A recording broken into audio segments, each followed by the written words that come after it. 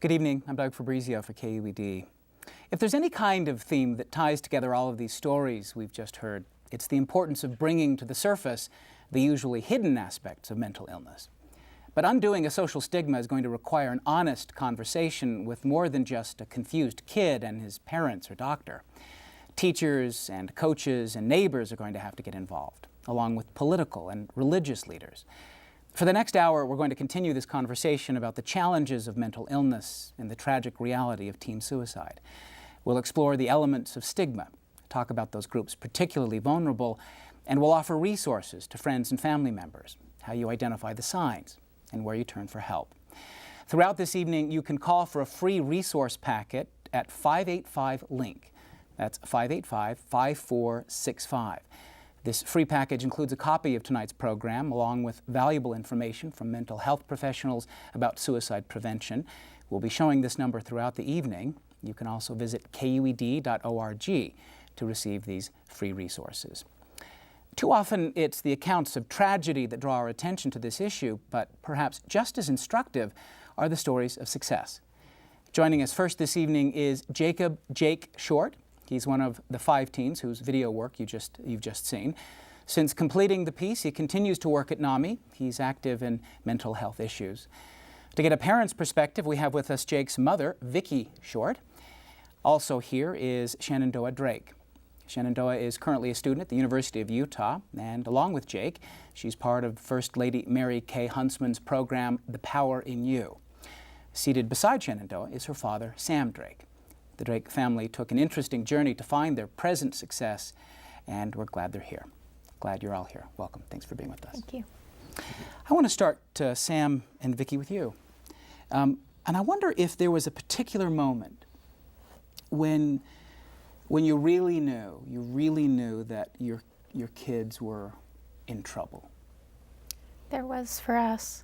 He was 8 years old, and he was doing his homework one night, and he asked for some help. He was writing spelling sentences, with the spelling words, and he couldn't do it. And he asked us to help him, so I tried to help him, and he still couldn't do it. So I asked his dad to help him. He still couldn't do it. He's getting more and more anxious. And finally his brother came in and said, "Jake, just write what I tell you to write. Just write it down." And he couldn't, and he said, "I'm going to run away." So he went and packed his bags, and of course we thought he's going to run to the garage and come back, but he really left.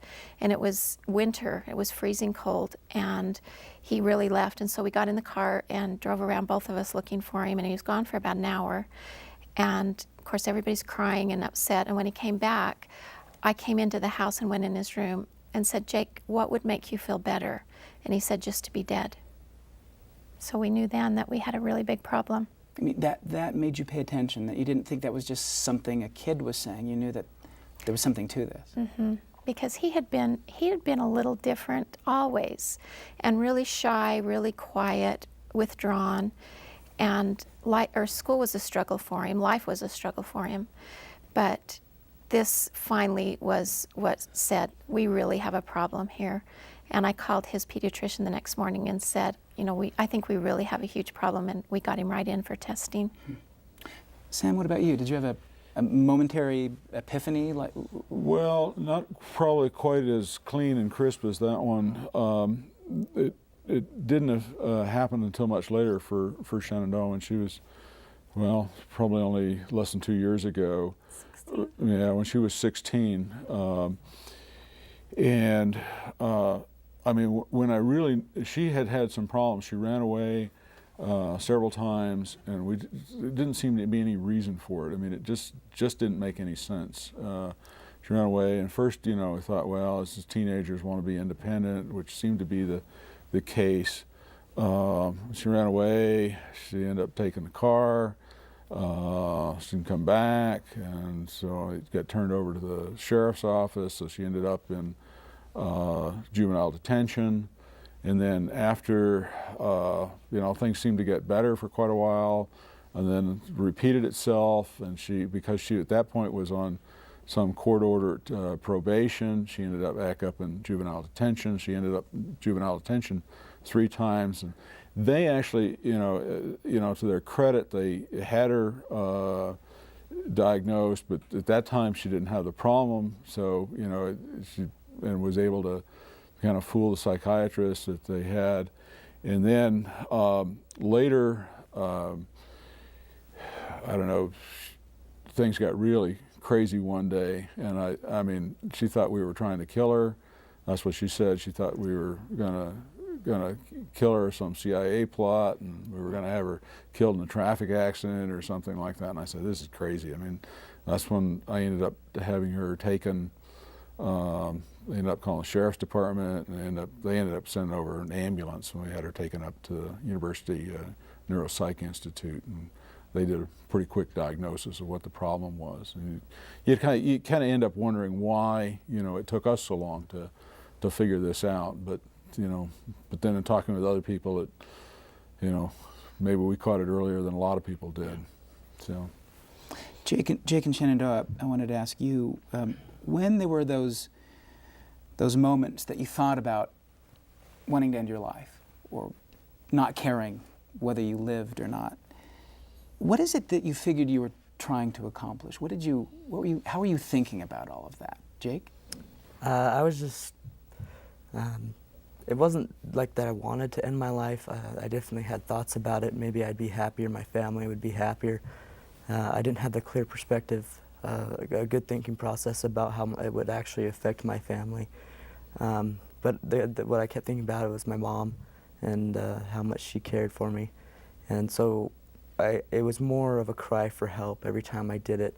Every time I tried overdosing, I would immediately tell my parents or call my mom or whatever, and to make it so, I was really crying for help, that something wasn't right for me, and so I needed help. But that was the first thing I noticed about when I wanted to try to kill myself. Yeah. What about you? For me, I never tried to commit suicide, but I definitely stopped caring whether I lived or not, and I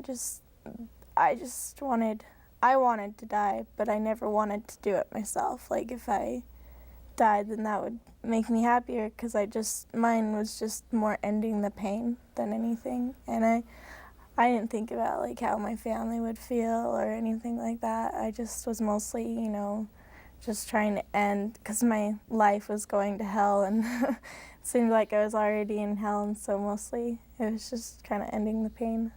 So the behavior that your dad was talking about, this kind of recklessness, that was an expression of that. You didn't really care what happened, I guess. Yeah, I guess, that's probably a really good way to say it, because I just, started doing really reckless things, because when you do something like, I don't know, drive 100 miles an hour on the freeway, it's, you could kill other people, let alone yourself, and so just stop caring about life. And yeah. I want to ask you, Sam and Vicki both, when you look back now, I mean, you, obviously Vicki, knew fairly early on in Jake's life, but what are those signs that you identified, maybe Sam, maybe you after the fact, or that you identified that gave you a sense, the other things that you tell other parents to look for, to be wary of? From the time Jake was little, he did strange things. When he was little, we didn't think of him really as strange. I mean, he would watch the same movie 200 times over and over again, and he would dress up like the characters, and he would be that character for a month while he watched that same movie. And then he would change to a different movie and dress up like that character. And he wanted to always wear the same clothes, so it was kind of this obsessive behavior that he had. So my older kids used to get mad at me because Mom, you're letting him wear the same clothes all the time. But it was essential to him to wear the certain pants and shirt and cowboy hat and cowboy boots every day. And then he didn't ever want to be away from his family, but at that time he was the youngest, and so we just attributed it to that he was just the baby. But he didn't want to ever be separated from any of us. And when he went to preschool, he cried for the first 2 weeks. And my other kids, maybe they would be a little nervous, but he cried and cried and cried. And same with kindergarten, first grade. He didn't interact with kids. He just kind of sat in the corner. even as a little child, when he would go to a babysitter just like once every other week, he would never take off his coat, and he would never leave the window. He would be there looking for us to come get him.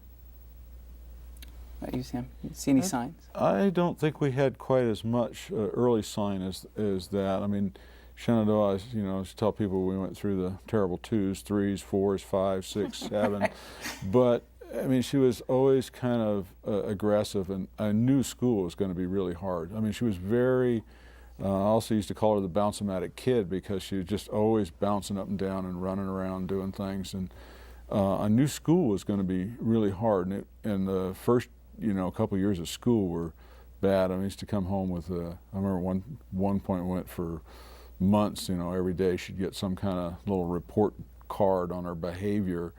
But then sort of somewhere through second grade, it seemed to switch, and actually things got a lot better. She seemed to then spend her energy trying to do well in school instead of trying to fight the system. And then, you know, up until, you know, into her 16th, you know, year, things seemed to go, you know, at least reasonably well. She was still, you know, really, really active, really hyperactive, but, you know, some of it got channeled into, she went on a cross-country team and did well on that. And she was, you know, continuing to do fairly well in school, and she always did, you know, reasonably well in school. But then when she got, you know, 16 or so, you know, we thought, well, maybe it was just teenage rebellion sort of stuff, and was wanting to be able to leave and think you could be on your own and all that. But when she ran away, it was just, you know, seemed to be crazy. It didn't seem to have, there was no plan to it. That's what I noticed that was strange. If, you know, if I was gonna run away, you know, I would have had a plan. I would have done something. It's just like, you know, Vicki said, you know, when he ran away when he was 8, you know, it was the middle of the winter, probably didn't have much in the way of clothes or anything else. She did the same thing, except, you know, really could have gotten in a lot of trouble because, you know, at one time, was it April or late March, April, you left, you know, nothing really. No heavy jackets or anything, no plans.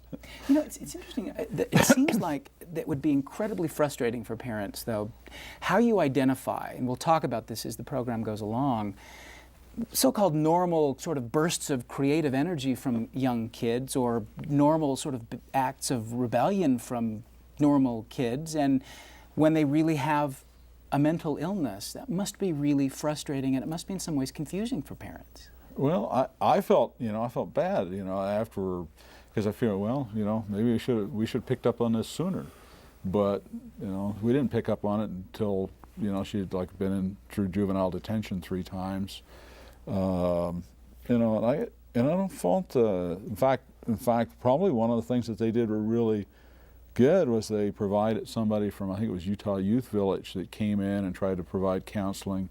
And he was kind of, and I didn't even know about UNI, University Neuropsych Institute. I'd never even heard of it. I didn't know where it was. And he was, you know, he mentioned this to me. He said, maybe you need to take her up there and get her evaluated up there. And so when things really went bad one time, then that's when we, you know, had her taken up there. And I knew she wasn't going to go up there willingly, and I didn't want to get in a physical confrontation for her. That's why I ended up calling the sheriff's department first. I thought maybe they'd come pick her up and take her there, but they don't transport, so they ended up getting it must have been quite a scene for the neighbors. We had the fire truck there and a couple of sheriff's officers, I think about 3 sheriff's cars, and then the ambulance.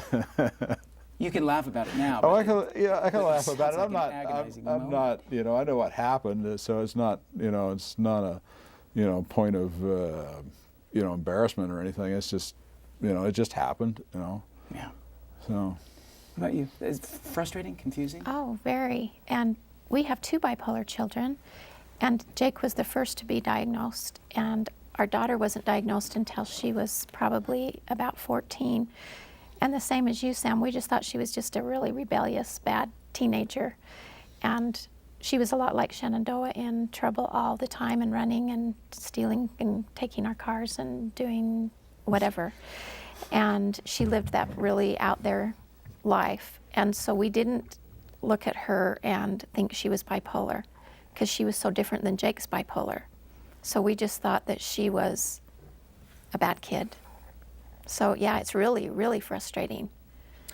For Jake and Shenandoah, what did you figure was wrong? Did you in terms of the way you compared yourselves to your friends or whatever, did you figure you were different and that something was wrong? For me, I was not able to communicate with others, and I always wanted to be by myself. And I'd look at them and see that they would be able to do their schoolwork and have fun doing schoolwork when you can pair up and do things like that with your friends during, your teachers let you do that. I always wanted to work alone. I didn't like working in groups, and I always thought I'd do better by myself, but I never ended up being able to do it. So I would just, on times that I could be stable enough to be able to see other people's progress and mine getting worse, is when I kind of started to notice that something was wrong with me, and I kept telling my parents that, but they were frustrated as well and didn't know what to do. Shenandoah, you talked about wanting to end the pain, so you knew you had something there, right? Something that was different? Yeah, well, I'd have episodes, and bipolar is like a chemical imbalance of the brain, and what happens is you stop receiving information in the right way that a normal brain would receive information, and it starts blocking certain signals, and so you're receiving messages that aren't right. And I was receiving, like, when I'd have, normal teenagers have fights with their parents all the time. Yeah. But the difference between that was I was receiving information that, my parents are trying to kill me and hate me because I'd be having a really big fight, and instead of saying, I hate you, and slamming the door, I'd run away and try and, leave and just just run away from the problem because I was thinking they were trying to kill me. And I think one of the major things was I only seemed like I was bipolar around my parents. When I was with my friends, I was completely normal. And for the most part, that was a little bit hard because, I kind of led a double life, and people were like, oh, she's normal, or it's her parents that are really, oh, maybe they really are hurting her. And it wasn't the case at all. It was just that I was having fights, and the information was coming back as different.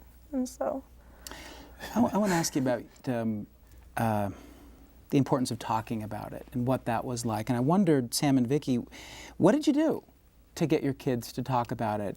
Did you find any secrets about sort of engaging them in conversations? What worked? What didn't? With Jake, because he was so little, he was okay. He just wanted to get fixed. Yeah. He didn't, and so he was okay to talk about it with us, but he didn't want us to tell anyone else. And so he'd always say, don't tell your friends, or don't tell my friends' parents. But then we'd have to remind him that they already knew he had a problem, because when you're hiding under your desk and stapling your fingers together at school, they realize that you have a problem. But he would think that people couldn't see him doing that. I mean, he'd hide under the desk, and I think he thought they couldn't see him. And so but he didn't want anyone to know. And it wasn't until he was probably about 12, after he had been in therapy and seeing, actually he had seen Dr. Gray was his first doctor, and kind of had some therapy, and then he got involved with Vicki Cottrell, and she had asked him to speak up at the Capitol. And it was after that he was very willing to speak out on it when he realized that it would help other people. But at first he was embarrassed. He didn't want anyone to know. So we had to really work on the fact that this isn't embarrassing. This isn't any different than having diabetes or anything else. It's just an illness that's in your brain instead of in your pancreas or someplace else. And it's okay to talk about it so that you can get better and help other people. We're going to talk about that idea of shame as we go along. What about you, Sam? Sometimes, a lot of times I, was really fairly close with Shenandoah, and I could talk with Shenandoah, and she'd talk with me, and then it just seemed to flip. And I remember one day in particular, she'd had the car, and she was gone off with she was with some of her friends. She had a problem with the car, and we came up and we fixed the problem with the car. It had a lab where I could actually pull the car in, and worked on it a little bit and talked with her, and things seemed to be going. And then the next day, and it was just, crazy. I mean, the next day we were the bad guys, and I couldn't, couldn't understand it. And sometimes, I'd be a really smart person, and sometimes I'd be a really stupid person. I didn't think I was changing. And one of the things that, she went off to another girl's house and stayed over, and this seemed to trigger it. And now I know what actually triggered it. I thought it was the other people, so we ended up blaming either the other girl or their parents or something like that. But what was really going on was she'd go over there and sleep over, and well, of course they didn't sleep. And one of the real triggers for bipolar, it turns out, is not getting enough sleep, and you start to be manic, and then you feel like you don't need sleep. And so I think right before we ended up having her taken to uni, I think she'd gotten no sleep for probably 48 hours, 72 hours, maybe longer. She'd had like no sleep, and she was, you feel, you can do anything. One of the problems, like you said, you're 10 foot tall and bulletproof to pick up somebody's song line. So this is, major problem. Well, we're about out of time for this section, but I want to ask Jake and Shenandoah this finally. How are you looking at the future now? How are you seeing this, I guess, in retrospect of all you've been through at this point? I used to have to look at the day that I was on. That's as far as I could go, and still be overwhelmed by just what the day has to bring. I'm kind of at the point now that where I can look maybe about 6 months ahead, so I can't look farther than that. I still get overwhelmed by it, so I have to take it step at a time and slowly progress further. And maybe in a year I can start looking a year ahead, but I have to be able to not just limit myself of things and hold myself back, but to still go forward, but to make it so I don't overwhelm myself with things that are just that I don't need to overwhelm myself about yet. I usually like to deal things when they come up and not so far down the road.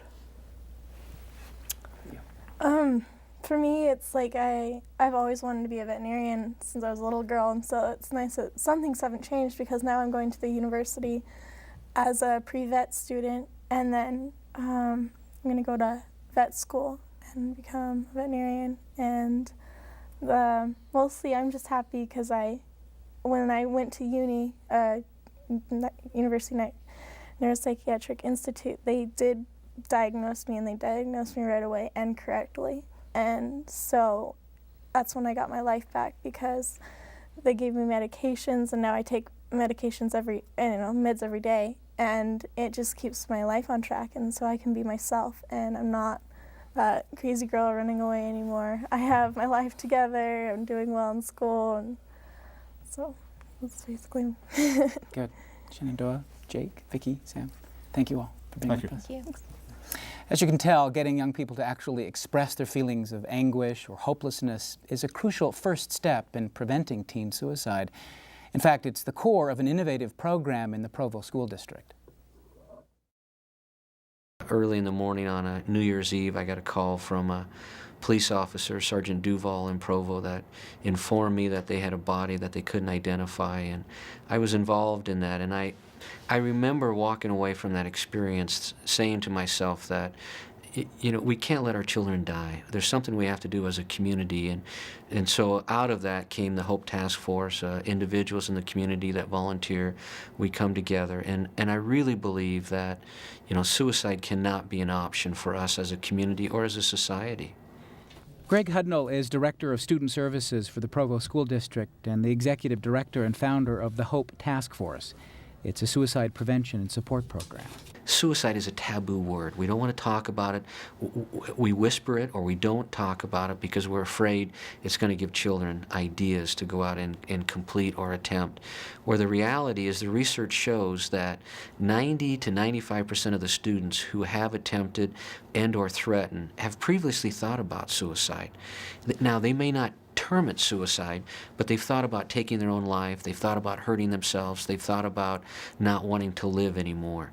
And so we need to talk about it. According to Hudnall, research shows that adolescents respond best to other adolescents. So he created the Hope Squad, a peer-to-peer suicide prevention program for high schoolers. At Timpview High, the program is under the direction of social worker Wendy Christensen.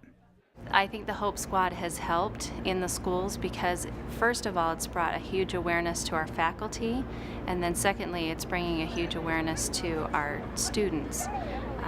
They're able to see more suicide awareness, prevention awareness. We've had a suicide prevention week that was very successful in the school. And then we also have a high-risk group class that meets. The Hope Squad is a way for teenagers in Timpview High School to talk amongst other teenagers of what they're feeling right then, whether it's of a serious nature or it's escalating to that type of feeling, and we're like a doorway so that we can open the door for them to talk to counselors, and we keep it very confidential so that they can feel safe with us but know that we're there to get them help. Sometimes people just don't know who to turn to when they're feeling confused about things that are going on in their life. Sometimes they don't want to necessarily explain all of their feelings to adults right off the bat, so we listen to them and then we can help take the transition to a counselor or an adult who knows more and can help them maybe get therapy. We teach the Hope Squad members that they are not counselors. They are there to be a friend, a support system. They're there to listen, and that they are not a counselor. They're not supposed to help these students as far as, let me solve your problem. They are taught to refer to a counselor or to an adult or to get help in the community. If you have a problem, if you're feeling suicidal, you should not keep it a secret. It's not something that you can handle by yourself. Too many times I've gone out to homes and I have met with young children who are in the despair of their soul because their friend had said, I'm going to take my own life. And the friend didn't tell an adult. Either they didn't believe him, they didn't know what to do, or the student had said it a long time and the friend got tired of hearing it. But for whatever reason, that young person didn't tell an adult, and that child is no longer here. And if I could tell anything to the youth, is tell someone. Have the courage, because that's what it's going to take. It's going to take guts. It's going to take all the willpower you have. And it may take a lost friend for a short period of time. But if you have the courage to get help, you may save your best friend's life. If someone came to me with a big problem like that, I wouldn't let them out of my sight, and I'd find a counselor or an adult or their parents and get them to talk and just get it so that it's open and not like a threat. It's something that we can work through and solve.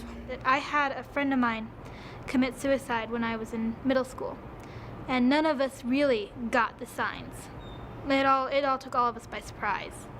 And to have a thing like the Hope Squad, it lets you teach the signs and you know how to look out for it. Well, suicide is a big problem in Utah. It's raised, it's one of the highest in the country. And I just think that we need to show the students and people that suicide is not an option and that we need to help them.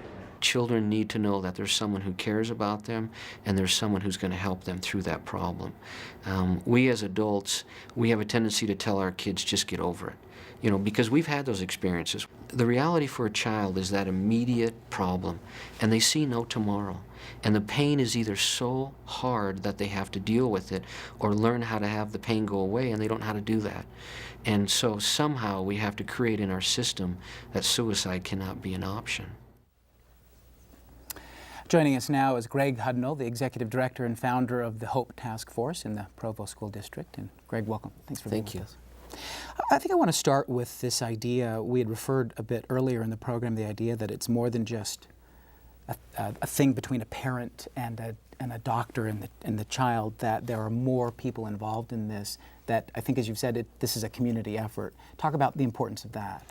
Well, one of the things that you find out as a parent, and I'm a parent of 4 children, that you go through phases with those children that they will turn to an adult or a leader or a friend when they're struggling, and sometimes not to their parents. Or sometimes a colleague or a friend will notice something different about your child that you don't notice. And I think it's very important that the community, suicide is not a school issue. A lot of people believe that, but suicide is a community, it's a society issue. And I believe that the only way we're going to help prevent it in the future is to help educate the community and bring all of those community members together to prevent it. I wonder if you talked about the thing that sort of got you started doing this program, and it was this sort of traumatic experience where you had to go identify a body. What is it that you started thinking about? I mean, this obviously made you want to prevent it, but how did that motivate you to start thinking about this issue? You know, it was pretty traumatizing to me, and I was walking back to my car. I was a high school principal, and I had been involved with 3 or 4 other suicides, but they were away. This suicide happened in a park right next to my school, and I remember it was pretty emotional for me, and I remember getting to the car and just kind of challenging myself that from that moment on, whatever it took, I was going to do something to prevent other children from taking their lives in Provo. Do you think that teachers, coaches, religious leaders are very well informed on these issues? I mean, in a sort of mainstream way? I don't. We do training and presentations all over the state, and I remember just a little while ago we did a presentation to a large amount of Scout leaders, and our focus is on education and prevention, and then referring them to programs that can help them, like NAMI and other entities in the community and in the state. And I remember a group of probably 30 Scoutmasters and Scout leaders that came up to me afterwards just frightened because of some of the things that we had shown in our presentation that they were aware of young men in their Scout troop, and they had no idea. And so they came asking, where do we go from here? How do we get help for those kids? What do you think the obstacles are, I guess the sort of societal obstacles that keep us from having these, because it seems to me that you have to have a very candid kind of conversation that's going to be uncomfortable for teachers and coaches and people like that. You know, I was invited to go to a community and do the training, and the mayor came up to me and said, I don't want you to mention suicide in my community. And I looked at him and I said, why? And he said, because I don't want you to cause other kids to get the idea to go out and take their life. Suicide is a word that's a taboo. We're very afraid of it. We're afraid that if we even mention it, it's going to give kids ideas. And I think that there are appropriate professional ways that we can train individuals